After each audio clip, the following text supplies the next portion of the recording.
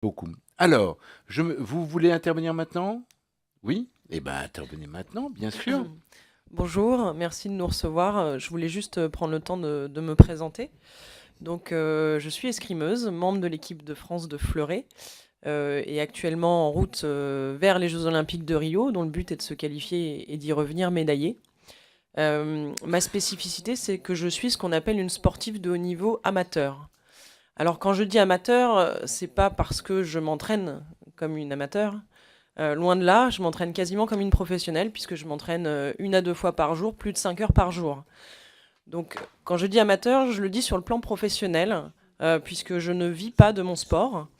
Et pour vivre, en fait, je suis ingénieur aérospatial à Airbus Defence and Space.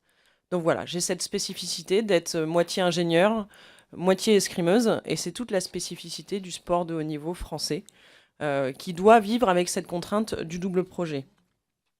Donc la question, en fait, ici, c'est, puisqu'il est difficile de vivre de son sport, de vivre du fait d'être sportif de haut niveau, comment on peut faire pour faciliter l'accès au double projet pour les sportifs de haut niveau, pour répondre directement à Monsieur le Président sur les compétences qu'un sportif met en œuvre au cours de sa carrière. On peut dire qu'un sportif de haut niveau, c'est quasiment l'auto-entrepreneur de son projet sportif.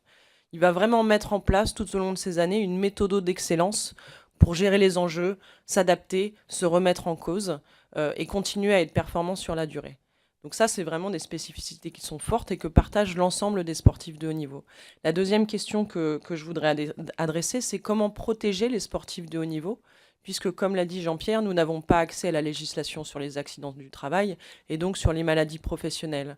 De ce fait, si je me blesse, les frais sont à ma charge, il n'y a pas d'indemnité journalière liée à la perte de revenus, puisqu'il y a effectivement des primes à la performance quand on est sportif. Donc voilà, c'est toutes ces questions qu'il faut adresser. Et puis, après, une fois qu'on a arrêté le sport, moi, mon corps, il va pas aller mieux avec les années. J'ai une pathologie de hanche ou j'ai une arthrose de hanche. Ça fait mal, mais c'est pas à 40 ans qu'elle va aller mieux, ni à 50 ans qu'elle va aller mieux, cette arthrose. Donc qu'est-ce qui se passe après? Quand je ne suis plus sportif de haut niveau en activité, mais que mon corps vieillit, comment je fais pour les frais liés à cette pathologie que j'ai contractée lorsque j'étais en équipe de France? De la même façon, les corps sont usés, vieillissent. Comment je fais finalement pour durer, continuer à travailler, pour rattraper les années de cotisation retraite que j'ai de retard? Voilà, c'est l'ensemble de mes questions.